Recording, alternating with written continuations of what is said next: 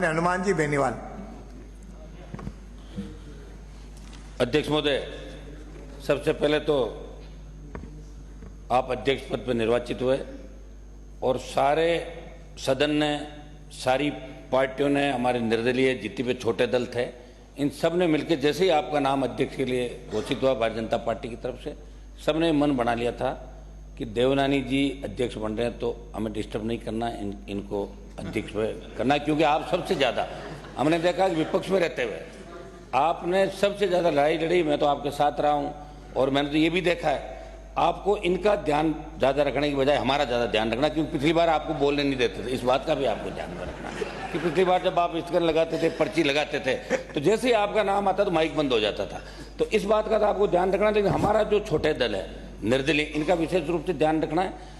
इस विधानसभा के अंदर अध्यक्ष महोदय, मैं लोकसभा के अंदर हमारे कई साथी जो लोकसभा के अंदर थे, विधानसभा का चुनाव लड़े, लोकसभा और विधानसभा के अंदर आने के बाद हमें एक चीज़ बहुत यहाँ खलेगी कि वहाँ लोकसभा 80, 90, 100 दिन तक चलती साल के अंदर, और यहाँ 20 और 25 दिन विधानसभा चलती है। सारे दल यहाँ प्रतिपक्ष नेता का चयन नहीं हुआ, शायद उलझन के अंदर वो मामला जल्दी हो जाए। मैं इनको करता हूँ जल्दी प्रतिपक्ष का नेता बनाएं और हम सब मिलके आप सर्वदलीय बैठक बुलाएं और बैठक बुला के तय करें कि राजस्थान की विधानसभा कम से कम 30, 35, 40 दिन साल के अंदर चले। और एक चीज़ ये भी तय करें कि हमारे पास जब हम विधायक बन गए, जब सांसद थे, तो इतने लोग आते हैं कि विधानसभा में मामला उठा लो, लोकसभा के अंदर उठा लो, उनको लगता है कि लोकसभा विधानसभा में जैसे ही मामला उठेगा काम हो जाएगा। लेकिन दुर्भाग्य से देखिए, स्थगन लगता है, पर्ची लगती है, हम यहाँ बोलते हैं और उसके बाद मंत्री जवाब नहीं देते हैं। तो सरकार को, आपको ये नए नियम यहाँ बढ़ाने पड़ेंगे कि विधानसभा के अंदर कोई मामला उठता है, और दूसरा जिस तरह लोकसभा में 193 के तहत चर्चा होती है, यहाँ भी हम देख रहे हैं पानी, बिजली, विभिन्न विषयों पर कानून व्यवस्था भी चर्चा लगातार होती है।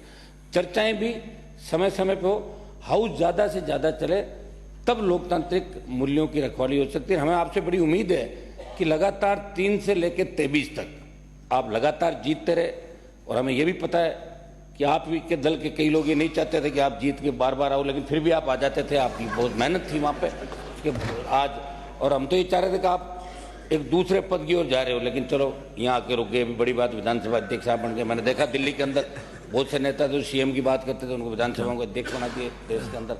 खैर, मैं इसमें नहीं जाना चाहूँगा। मैं यही, हम आपको यही आश्वस्त करते हैं कि हम आपका सहयोग करेंगे, और भारतीय जनता पार्टी जो सत्ता के अंदर आई है, जिन मुद्दों को लेकर आई है, मुख्यमंत्री जी भी बैठे हैं, दोनों डिप्टी सीएम बैठे हैं, आप लोग भी जिन मुद्दों को लेकर राजस्थान की जनता ने, जवान किसान ने आपको वोट दिया, और आपको जिन मुद्दों की वजह से विपक्ष में बिठाया, आप लोग मिलकर उनकी भी चर्चा कराएंगे, और आप भी अपने घोषणा पत्र को हूबहू जो घोषणा पत्र लेकर आए उसकी पालना कराएंगे। आप निर्देशित करते रहेंगे, और समय समय पे आप हाउस के अंदर कई ऐसे निर्णय भी देंगे जिसे लगे कि विधानसभा अध्यक्ष ने एक नई पहल राजस्थान की विधानसभा के अंदर की। बहुत बहुत बधाई आपको अध्यक्ष। धन्यवाद।